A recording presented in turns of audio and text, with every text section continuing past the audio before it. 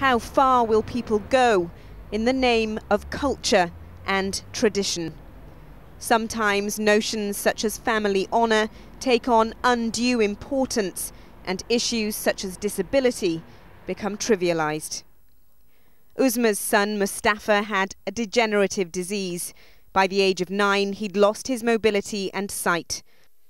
Uzma's husband refused to accept anything was wrong with his son. For this interview, she wanted to keep her face hidden.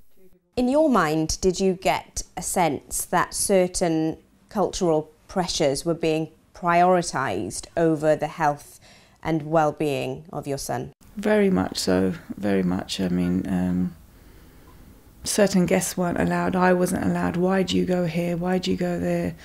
And it's plain because he didn't want people to know. He didn't even want to take him to school.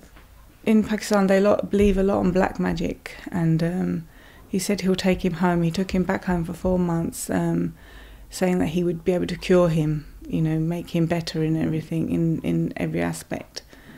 Here in London, Uzma battled with her husband over Mustafa's education, medical tests and care. When you look at your child and you know he needs the wheelchair, I said, right, no, now he needs to start using the wheelchair. But his dad he didn't want to use the wheelchair. He wanted to carry him everywhere so that nobody could say to him that his son was in a wheelchair. So you're saying that your husband had a sense of shame, maybe? I don't know, maybe, because he didn't like to take him places. He wanted me to do everything. Just a couple of times to the park, he would take him, and that was in central London where nobody knew us, not anywhere local. You watch me, you watch me. Sajida Ahmed set up the Waltham Forest Asian Mothers Group in the 1970s.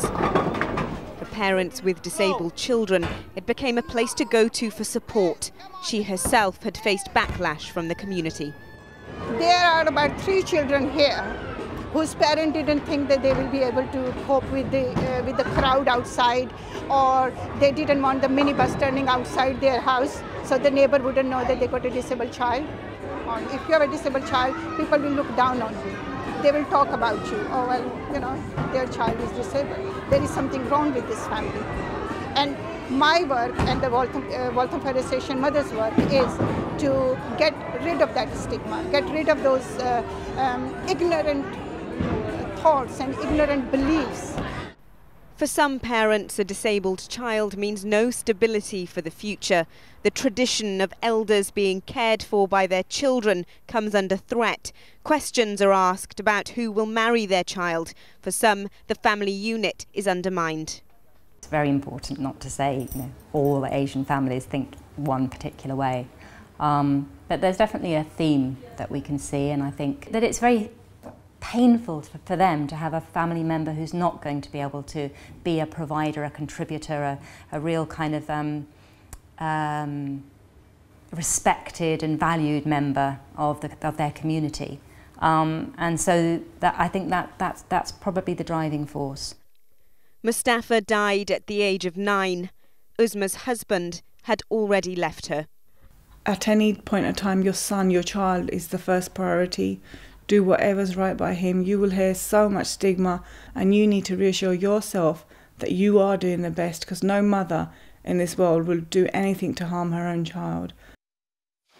Ria Chatterjee with that report. So I'm joined in the studio now by Rachel Clausen, who's been commissioned by the Forced Marriage Unit to undertake research on this. Thanks for joining us, Rachel. Now, people may not automatically see the correlation between someone that's born with a disability within the South Asian community being forced to marry someone. But actually, if I look at the figures now, the figures for 2012 show that 114 such cases were reported to you.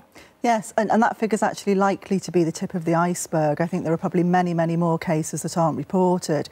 I think very often forced marriage of people with learning disabilities isn't seen as forced marriage. It's not seen as forced marriage by family members, and very often it's not seen by forced marriage by the professionals working with them either. Now, when our reporter, Ria, when she was speaking to some other parents who didn't actually want to be shown on camera, she spoke to one who said that they feel like they're not doing anything wrong, as you say, by forcing someone into marriage, because they want someone to look after their child once they're gone, but also they want a daughter-in-law or a son-in-law to look after them when they're older. Is education the key here?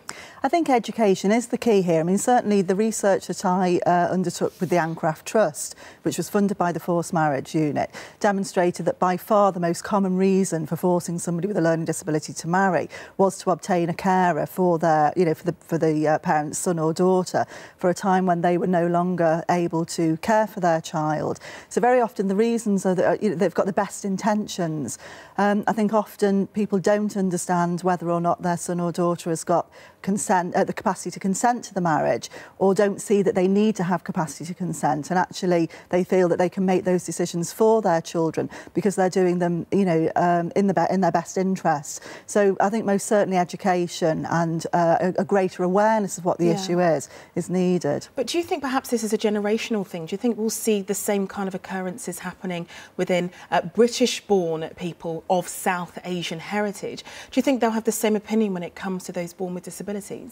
Well, I think at the moment we are seeing that in some families. I think it's important to reiterate what Noelle was saying on the clip that we've just seen, that we can't say that all South Asian families are the same and all people have the same views. But I think these views are still held, and younger South Asians are still forcing their children into marriage. Whether or not this changes over time, is yet to be seen. But I think certainly by putting in place more education, more support, more understanding, then maybe we can change things. OK, well, Rachel Clausen, thank you so much for joining us. Thank you.